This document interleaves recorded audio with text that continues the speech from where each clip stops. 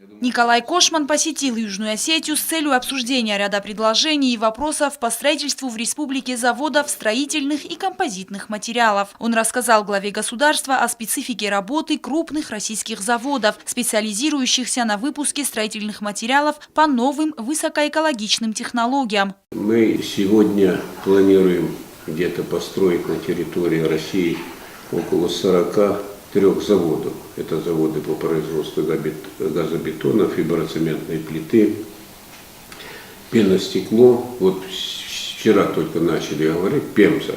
Пеностекло – это кварцевый песок, который в России у нас единственный завод во Владимире, который делает этот утеплитель. Он не горит, он не дымит, он не берет воздух, он не усаживается, он чисто экологический, срок эксплуатации где-то около 100 лет.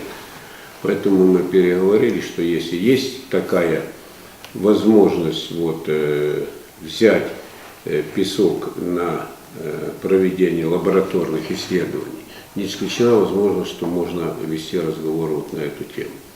То, что касается здесь строительных материалов, я думаю, что тут надо будет посмотреть. У вас можно что-то делать. В свою очередь Анатолий Бибилов отметил перспективность реализации подобных проектов. Глава государства предложил изучить вопрос совместно с Министерством экономического развития республики. Я очень рад, что Южная Осетия интересна таким людям, как вы, Николай Павлович. Я думаю, что возможности есть у Южной Осетии большие. И я думаю, что из этих проектов надо что-то определиться, какие-то обозначить приоритеты. И предложения, они очень хорошие. То, что вы рассказали.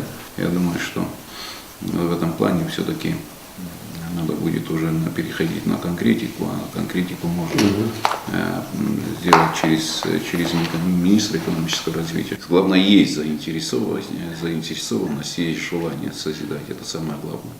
Все остальное – это уже человеческий фактор, стремление, желание, шаги, которые для этого необходимы. Я думаю, что у нас получится.